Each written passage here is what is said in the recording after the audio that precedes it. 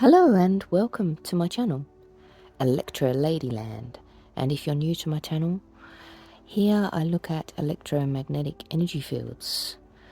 So energy is always moving in the universe. Everything is made up of energy. It circumnavigates our Earth in the form of a torus. It is a geometric form. My channel is describing the universal currents in abstract, mathematically geometric measurements. We also contribute to the energy field and also our moon and stars. And where they meet in the middle, that's where I draw my information for my subscribers. If you are regular to my channel, welcome back to another episode of Fixed Energy.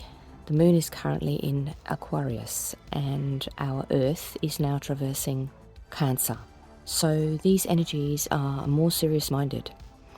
This energy is really about getting into gear. So I've done a quick shuffle, and what I'm noticing straight away is the number 3. So on the bottom I've got boundary, 39.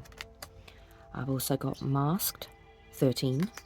And I've got brave, don't self-sabotage, 3. So the number 3, if you're religiously orientated, is the Father, Son and the Holy Spirit.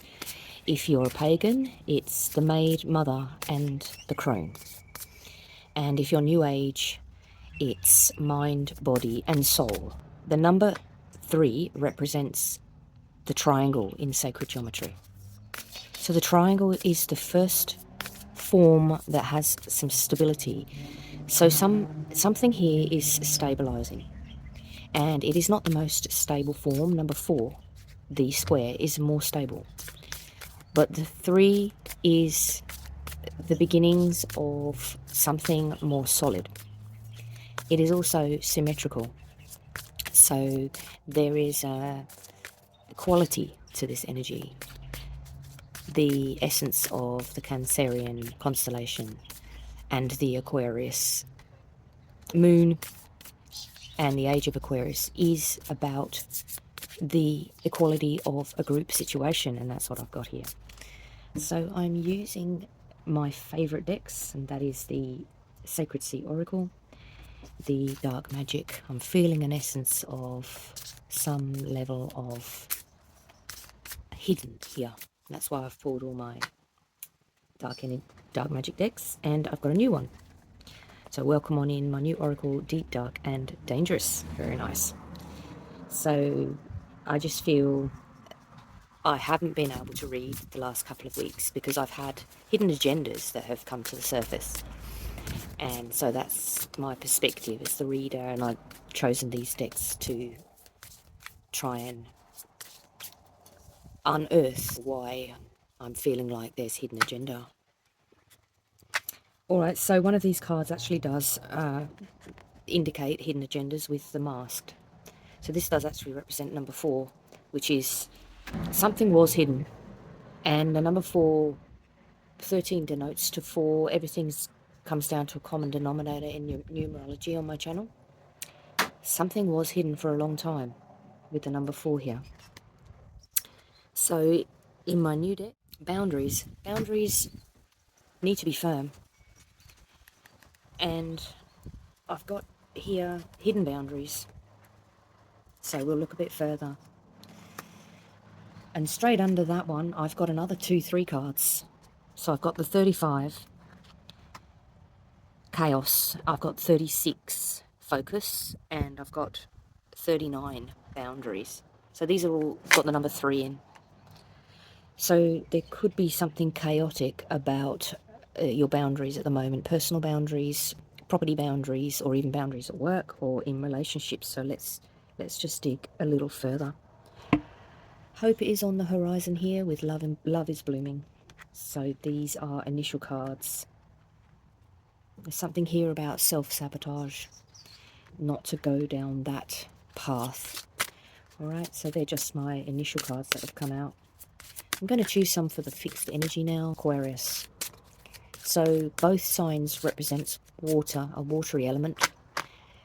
The Aquarius is the water bearer, even though it is an air sign, elemental air it represents. But the water bearer and Cancer, the crab, both encompass water. So water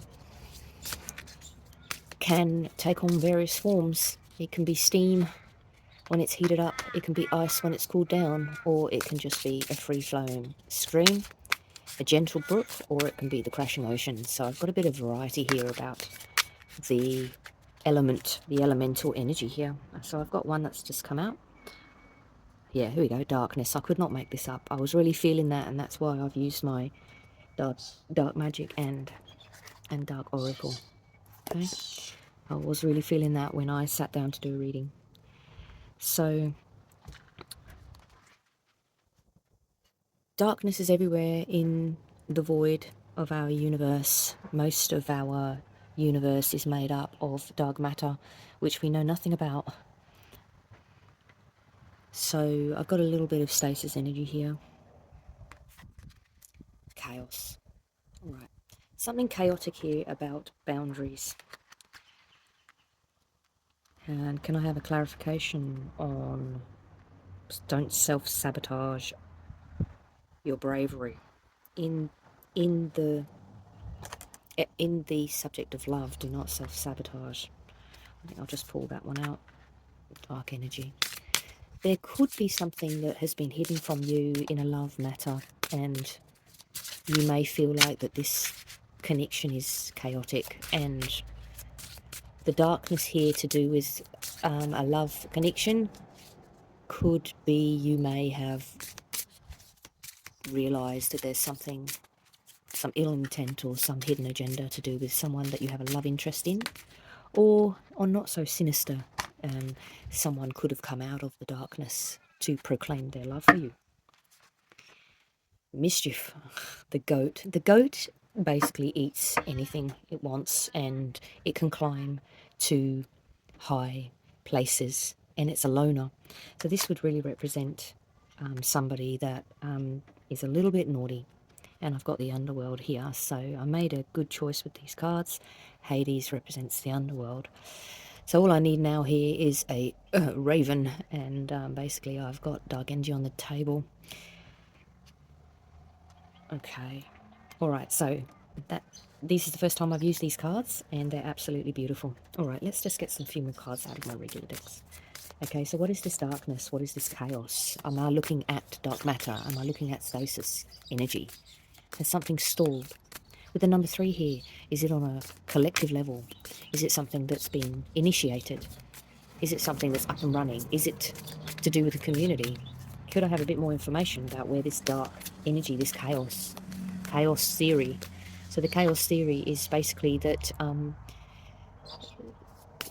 the world is organised chaos. There isn't really any structure as such, just time-space continuum. And whatever falls into the pull of a mass or a star's energy. Okay, so I need to pick up where I left off. I ran out of data. And I've got which is familiar, rune deck here. And on the bottom I've got sea dragon. The sea dragon is very delicate, and it mates for life. So I've got some twin flame energy here. If anybody feels they're on a twin flame union, then it's possible that out of the darkness, the twin flame may have changed their tactics. So I've got double confirmation of the bat. So this is the message that I've got for the higher self. I have double confirmation because that is the bat rune. So that can mean change of perspective. I also have 2 protection runes here as well. So it's possible that this connection, or this particular twin flame connection, has been protected and has been dwelling in the stasis mode in the darkness, and has possibly come to light. So I'm getting 4s and 3s everywhere. This is double 4, and I've picked this for the subconscious level. So that's mischief. So there could be a little bit of fun emotionally to do with this connection. And also for the cerebral, I've got injustice. So it's Medusa. So this connection may have been severed due to some kind of trick.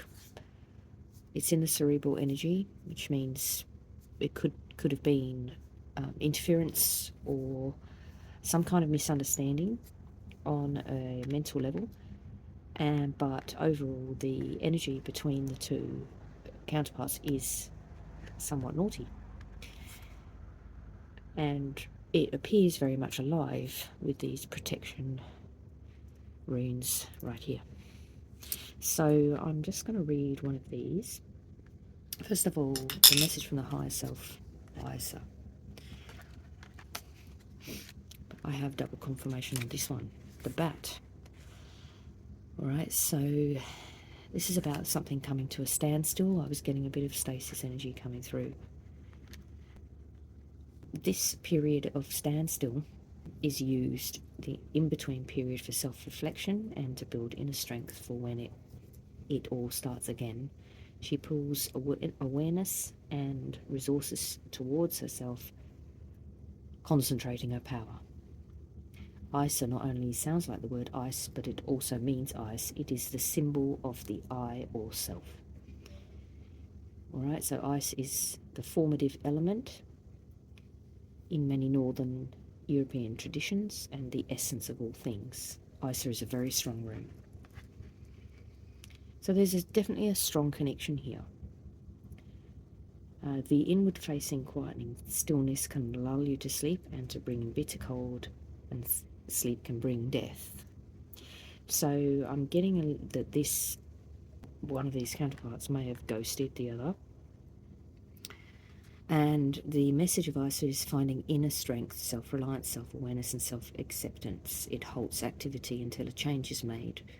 So that's very much like this twin flame energy, where counterparts are divided and go into a stasis mode to review their own energy before they can reconnect. And I'm getting feminine energy here, so this is airing much more on the feminine energy side. And then just to clarify, so this is the squirrel, very resourceful.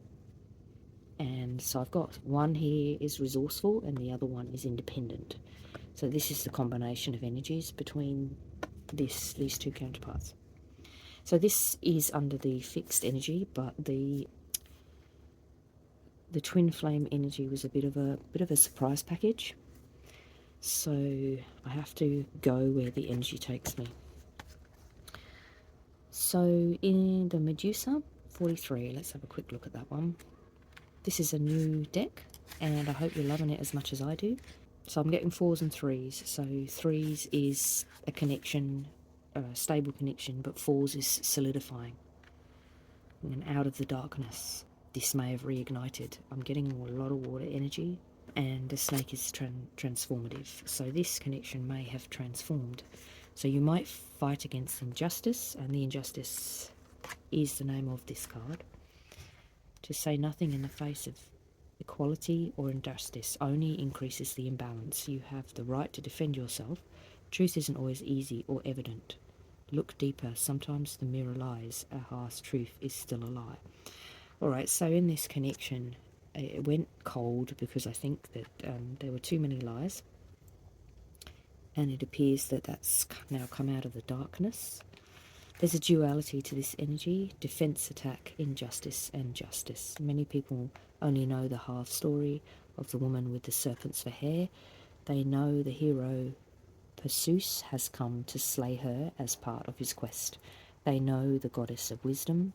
Athena is aiding him to provide a mirror shield that assists him in avoiding Medusa's cursed stare, for to glaze at her directly means certain death, with a body turned to stone. People see the monster Medusa, this horrendous, horrible creature, her hair hissing with spite, and see too the brave and sturdy hero come to her end. And they assume that yes, he is righteous, yet that is only half the story. According to the ancient poet Ovid, Medusa starts as a very mortal and human woman, As she grows up, she grows ever more beautiful. Her hair is rich colour, long and lustrous, and her skin flawless, her voice sweet. All men wish to marry her, and every man who sees her wishes to possess her. This is a story about a very attractive woman who is believed to be cursed. Alright, so in the fable, she is cursed by Athena, and Athena curses her beauty and attractiveness to others. So I'm getting the feeling that one of these counterparts doesn't feel they're attractive, and I'm getting it in the feminine energy. Alright, so she becomes feared by all, people being afraid of the half-truth. So somebody here was only telling half-truths about this connection. Someone here was convincing themselves that this connection was cursed, and it looks like the injustice was done, served possibly upon the feminine energy. I'll just skip to the end.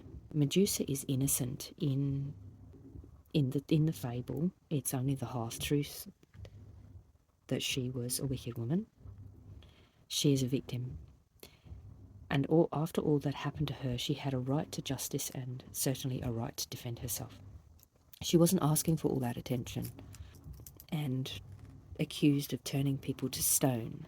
So I'm getting the feeling that somebody's being cruel here on a divine feminine in this particular connection. Happily, the story of Medusa is being seen with new eyes, and her mythos is being re-examined. The court handles many women's justice issues, including violation. Alright, so I'm getting the feeling that one of these counterparts felt violated in this connection. I'm getting the energies coming from the divine feminine, and it feels that she was judged unfairly. That's what I'm getting here. And then number 44 is, see, I've got 3 4s here. I got 3 3s in the beginning, and now I've got 3 4s. So something here is going from solid to stabilizing. So the energy between these 2 cards. Yeah, somebody here was sacrificed. So the stag comes up when somebody of high value is tortured or in some way forsaken. So this connection was forsaken in some way. And I also have a double confirmation on the stag. So this is very relevant, that this noble creature of innocence was forsaken in this connection, or felt like they were. And the number 44 to finish off, this is in the emotional energy. This is an interesting card. You can be both playful and earnest, be upfront with your intentions, be aware of people who you know are not being transparent. Lying by omission is still lying. Honesty is the best policy. Build playfulness back into your life. Alright, so the Irish puka is one of the shapeshifters within mythos. It can easily change forms of almost any animal. Right, so this is in the emotional, so this connection has really changed around a lot. And I'm getting a feeling of deception. So the puka can also change into a humanoid shape, like a goblin or a human. This creature is representing the emotional subconscious energy at the moment, and it's very animalistic and it's very imaginative. So I'm getting the feeling that the reconnection is on a much more imaginative level, and this judgment, this injustice, was in the cerebral energy. That's what I'm getting. So the puka can also change into a beautiful black stallion and encourages a human ride. Sometimes the animal might be a black goat or a bull, but there is still an invitation to ride.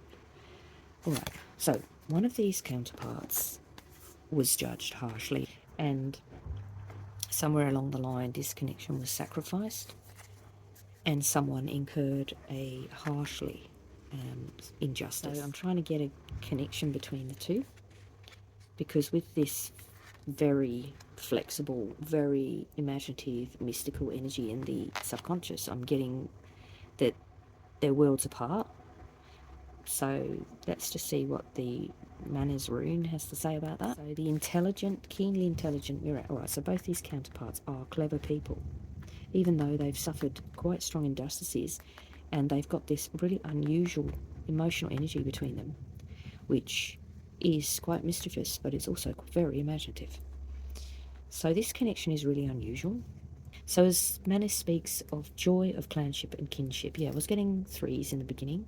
So this partnership really works well as a team, even though it's really gone through a lot. Connect through rational thinking and intelligence rather than emotions and instincts. It references the seed of divine intelligence in the human soul and our united collective potential. So this is the time for mind, memory and learning. And these two have been deeply affected by this very strong energy of mutable and being able to change all around all the time. And I'm getting that these counterparts, I'm getting this as a female or cerebral and a male emotional, have found it difficult to connect. But there's a new sense of joy and playfulness between these counterparts, and a lot of learning, and now that they are meeting each other through rational thinking, through the rational mind, and appreciating the memory that they have together, even though injustice was done on a certain level. And I'm getting that someone may have been attacked, like mind games. That's what I'm getting here. So this is some pretty full-on energy here. Obviously, if you're in a twin flame, and I've got the ball there, which is that's sort of holy cow, but it also represents strength. So this signal, the signal I'm getting between these two energies, masculine, feminine, cerebral, emotional, is I'm getting a strong signal that this is going forward at a steady pace after it's been through a looking like a stasis or like it's gone through maybe ghosting, and yet it's coming through as real working relationship now. Very quick pull on this White Eagle Medicine deck because this energy is very deep. What did I say? If I get a raven, then I've got to. Looks like the Divine Feminine has been through a lot to do with this connection, but it was because the truth wasn't known. So it looks like the truth has been revealed. And I'm getting a real happy vibe here, even through all the sacrifices. So that's all I have for you. And my next reading will be Divine Energy. Bye for now.